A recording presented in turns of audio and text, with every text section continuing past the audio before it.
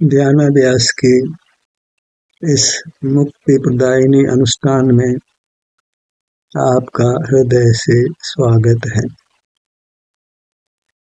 अभिनंदन है, अभिवादन है।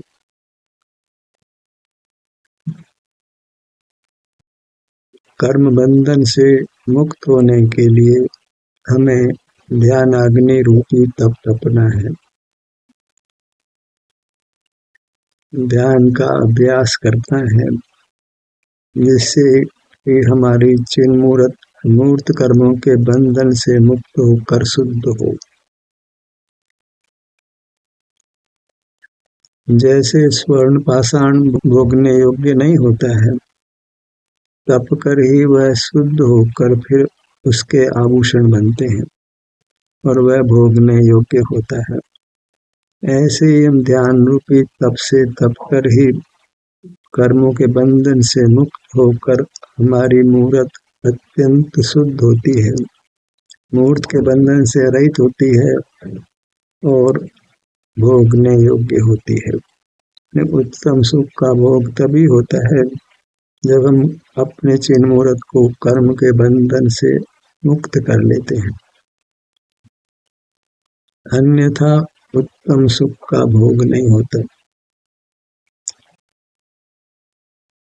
वैश्विक सुख ही कदाचित अनुभव में आता है, उसका अंत विरस होता है।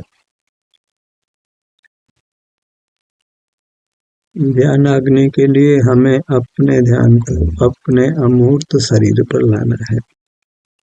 जैसे स्वर्ण पाषाण को अग्नि से तपाया जाता है, जहाँ स्वर्ण भी है और मिट्टी आदि अशुद्ध धातुएं हैं, वही अग्नि को लगाया जाता है, जिससे स्वर्ण और स्वर्ण की अशुद्धता अलग होती है। हमें भी अपने ध्यान को जहाँ अपने चिन्मूर्त है, कर्म नो कर्म का बंधन है, वहीं अपने ध्यान को लाना है। तो कर्म नो कर्म हमारे चिन्मूर्त से पृथक होते हैं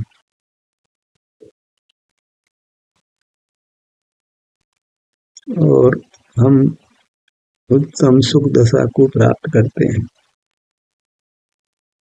वह सुख ही वास्तव में भोगने योग्य होता है। अभी तो कभी वैश्विक सुख अनुभव में आता है, कभी शरीर में दुख अनुभव में आता है, उत्तम सुख का भोग नहीं होता है। एक बार तत्परता से ध्यानाग्नि से अपनी मूर्त को शुद्ध कर लीजिए, उसके बाद आपकी मूर्त वास्तव में भोगने योग्य होती है, अनंत काल आपको सुख देती है।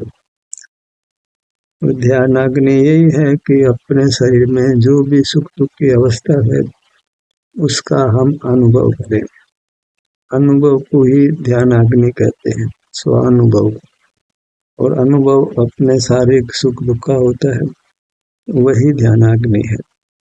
हमें शरीर में जो भी सुख दुख की दशा है, आराम या वेदना रूप से, स्वभाव विभाव रूप से उसी को भोगना है। अभी तो प्रधानता से शरीर में अप्रिय संवेदना की ही बहुलता रहती है।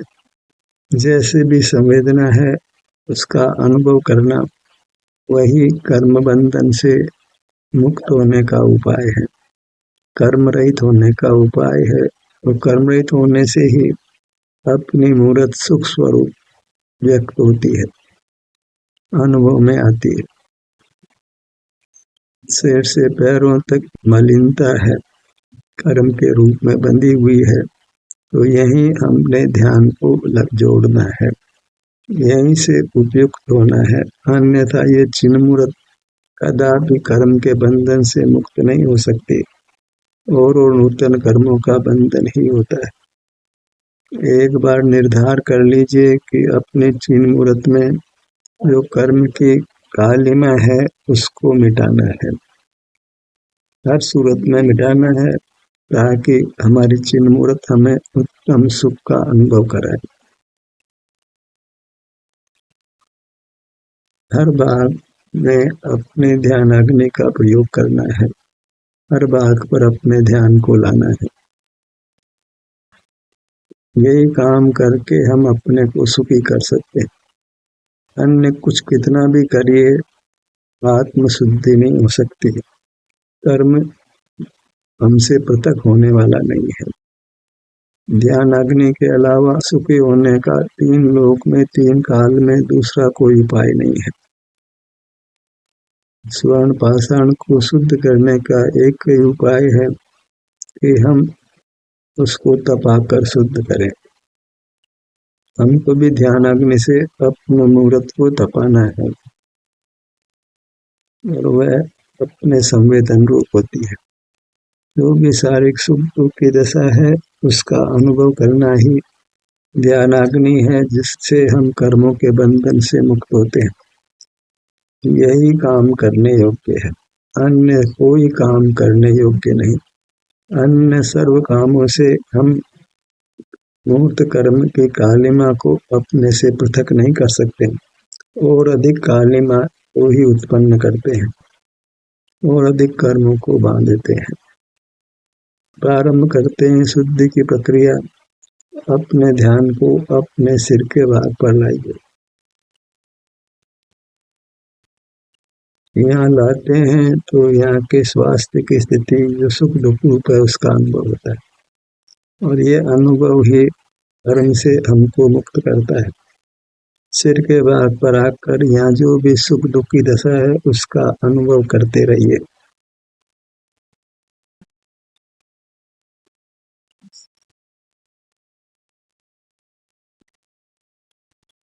मूर्त से बंधे रहना, कार्बन शरीर से, तेजस शरीर से, औदारिक शरीर से, तो इन 3 बंधनों के बीच में हम सुखी नहीं हो सकते। चौथा बंधन मनोवर्ण से होने वाले मन का भी है। ऐसे 4 बंधनों में हम अपने शुद्ध सुख को नहीं पा सकते। इन 4 प्रकार के बंधनों से मुक्त होने के लिए बस अपने ध्यान को अपने शरीर पर लाना है और वहाँ जो भी संवेदना मिलती है उसको स्वीकार करना है, उसका अनुभव करना है। ललाट के भाग पर आइए।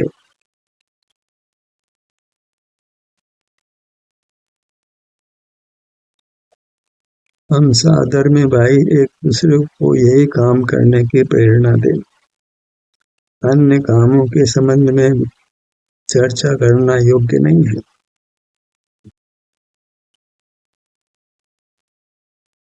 इस काम में जो बाधक कारण है उनको ही मिटाना है।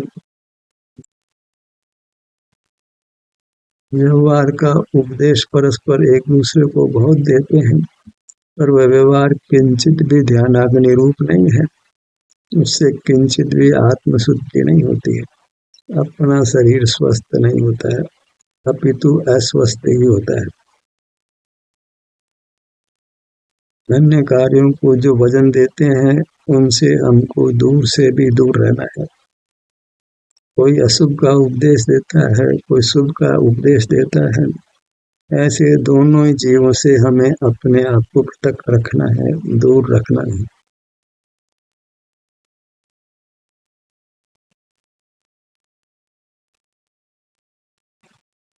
कोई अपने चित्त को अपने परिजनों मित्रों धन में लगाते हैं, कोई अपने चित्त को देव शास्त्र में लगाकर उनकी भक्ति में लगाकर ही संतुष्ट होता है, पर दोनों ही ध्यानाग्नि स्वरूप नहीं है तो उनसे आत्मशुद्धि नहीं होती है। कोई कितना भी कहे हमें अशुभ उपयोग और शुभ उपयोग दोनों से ही अपने को बचाना है, दोनों ही ध्यानाग्नि रूप नहीं है। उससे हमारी काया और अधिक मलिन होती है।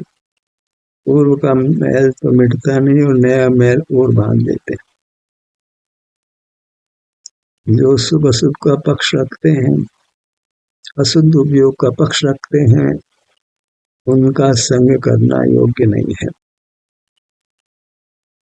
उससे हमारी मूर्त और अधिक मलिन होती है। आत्मशुद्धि नहीं होकर आत्मशुद्धि बढ़ती है। ललाट के भाग पर आइए।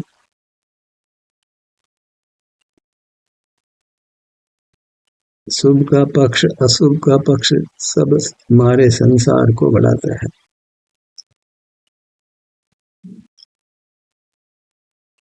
भूमध्य पर आइए।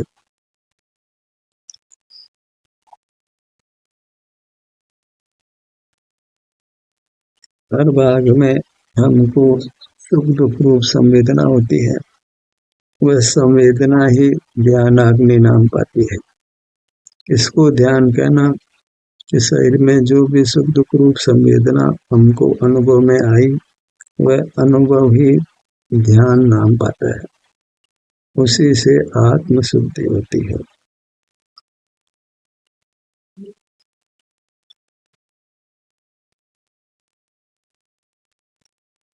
पर की भक्ति वह ध्यानाग्नि रूप बिल्कुल नहीं है। अपनी भक्ति ही ध्यानाग्नि रूप है, क्योंकि अपनी भक्ति में हम अपने सन्मुख रहते हैं।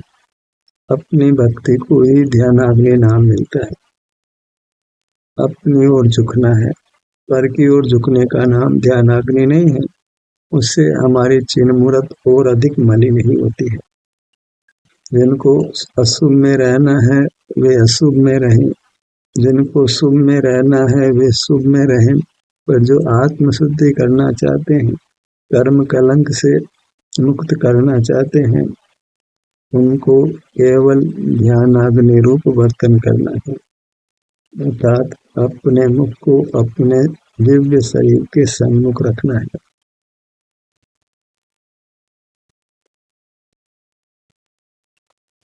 दोनों नेत्रों पर आइए।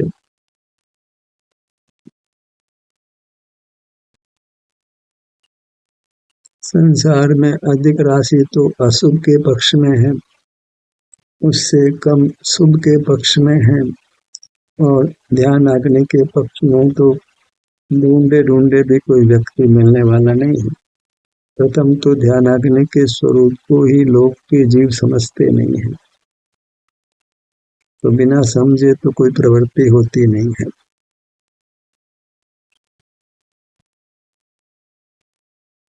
दोनों नेत्र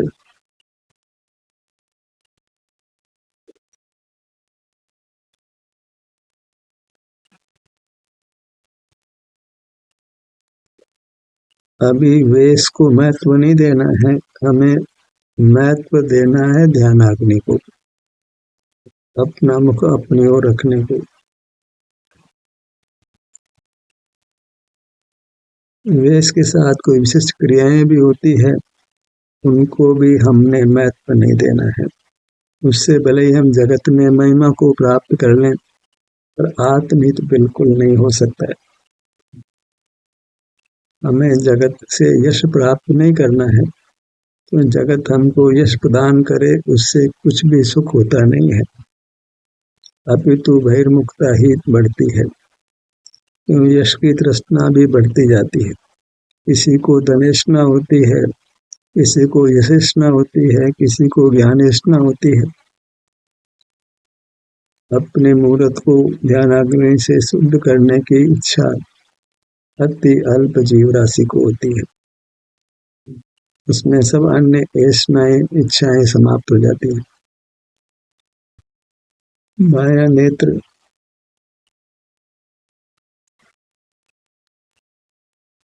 दाया नेत्र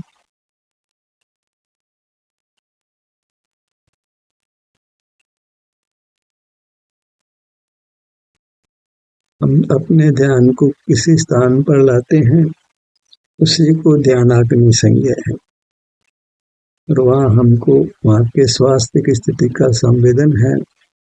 वही ताप है जिससे कर्म रूपी ईंधन भस्म होता है, और अपनी आत्मभूमि शुद्ध होती है, अर्थात अपना शरीर वेदना रहित होता है।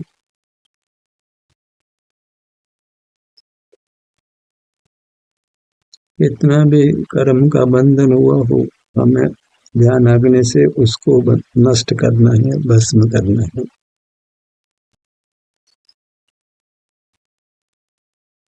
दोनों कान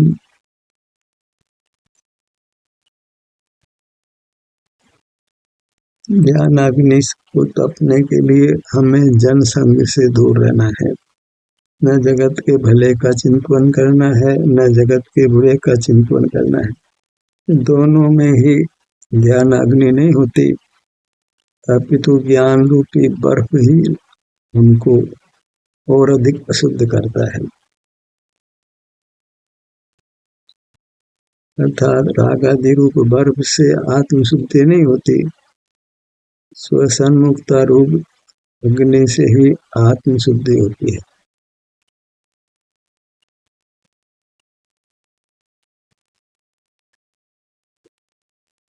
नासिका पर आइए।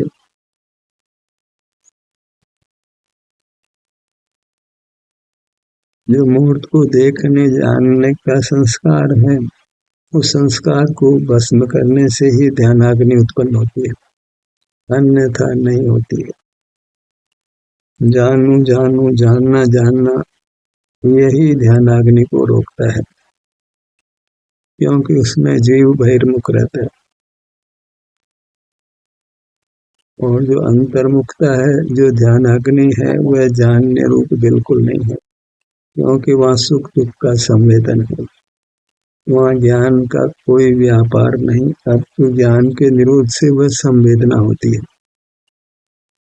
ज्ञान का मुख बाहर है, वहाँ ध्यानाग्नि नहीं है, शारीरिक संवेदना का अनुभव नहीं है, वहाँ वैश्विक सुख दुख ही होता है और उससे संसार दीर्घ होता जाता है।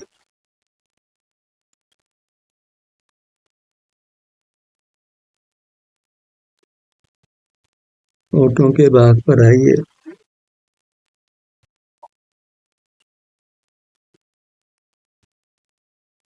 जगत शुभ अशुभ पक्ष वाला है।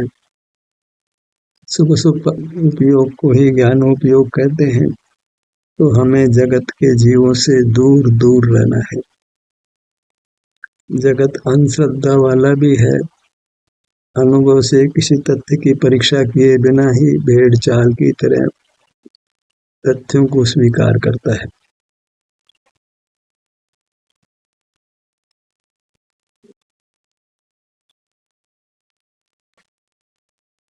दोनों होठ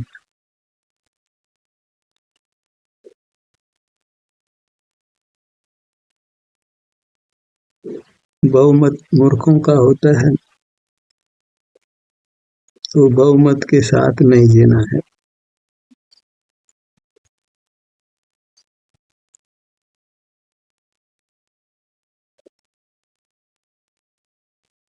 जहाँ संख्या है, वहाँ मोक्ष मार्ग नहीं है।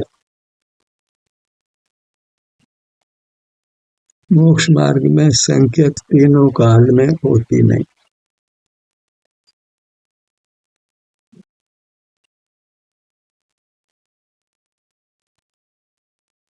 गर्दन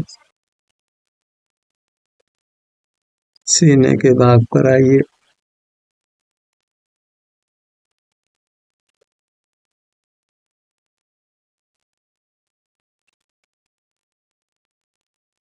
ज्ञाता को एकांत सेवन करना चाहिए।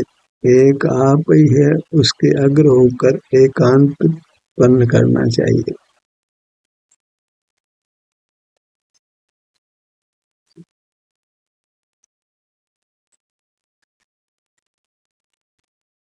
सीने के मध्य भाग में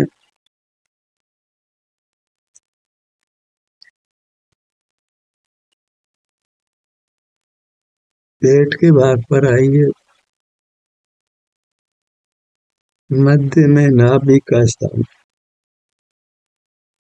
जैसे स्वर्णकार अशुद्ध स्वर्ण पर निरंतर ताप लगाता है, यही काम करता है, उसी से आजीव का उपार्जन करता है। ऐसे ही हमें फिर अपने ध्यान को अपने मूर्त पर लाकर सुख उपार्जित करना है।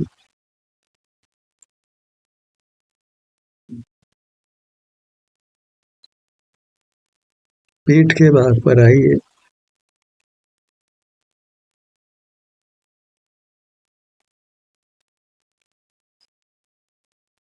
बायां कंधा, दायां कंधा,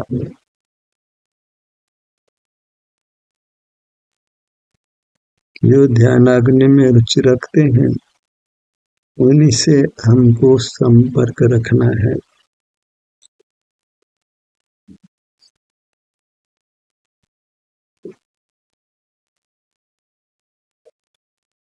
दाएं भुजा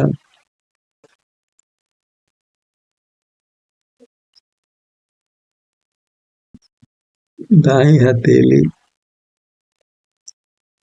पांचों उंगलियां। अपने मूर्त के विभाग करते हैं तो ध्यान के आलम्बन अनेक हो जाते हैं। तो वहाँ अनेक विभाग करके हम अपने शरीर को अधिक समय दे सकते हैं। सुबह उपयोग से अपने आप को बचा सकते हैं।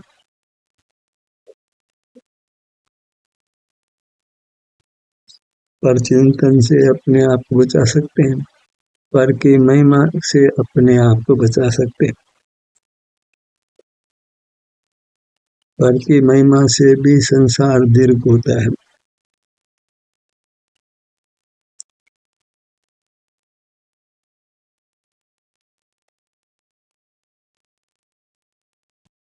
पर की महिमा छोड़ने योग्य है, अपनी महिमा ही करने योग्य है। क्योंकि अपनी महिमा से ही अपना मुख अपनी होकर ये ध्यानाग्नि प्रज्वलित होती है, कर्मों को भस्म करती है।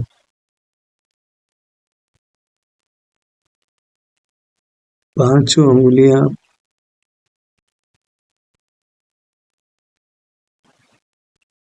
एक ही काम, ध्यानाग्नि प्रज्वलित करना है और अपने चैतन्य मूर्ति को कर्म कालिमा से रहित करना है। जैसे स्वर्णकार एक ही काम करता है कि अशुद्ध स्वर्ण को शुद्ध करता है, ऐसे ही हमको भी एक ही काम करना है कि अशुद्ध जीव को कर्म के बंधन से मुक्त करना है, शुद्ध प्रकट करना है।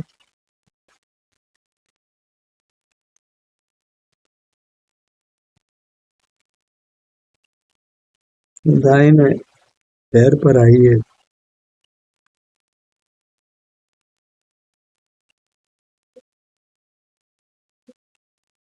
दाहिनी पगतली। ये ध्यानाग्नि ऐसी है जिसने हमको शुद्ध आत्मा प्रकट करना है, परमात्म पद पाना है।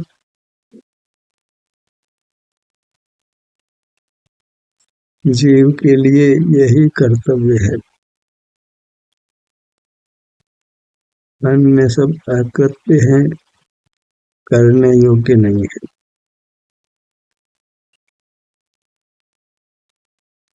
बायां पैर, बाईं पगतली, दोनों पैर निरंतर अपने मूर्त के सन्मुख रहना है, इसके विभिन्न भागों के सन्मुख रहना है, यही विचरण करना है। वही ध्यानाग्नि है, वही कर्मों को भस्म करती है और हमारी मूर्त को शुद्ध प्रकट करती है, सुख का अनुभव कराती है।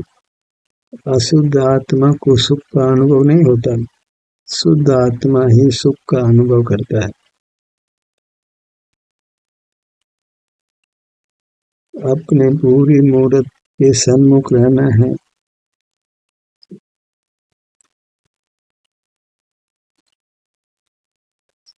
एक लक्ष्य करना है कि अपनी मूर्त को शुद्ध प्रकट करना है, अन्य कोई काम नहीं है। इस काम में विराम भी नहीं लेना है, निरंतर इसी काम को करके अपनी मूर्त को शुद्ध प्रकट कर भोगने योग्य करना है, उत्तम सुख के भोगने रूप करना है। ध्यान का सत्र यहीं समाप्त होता है। आपकी सहभागिता के लिए धन्यवाद।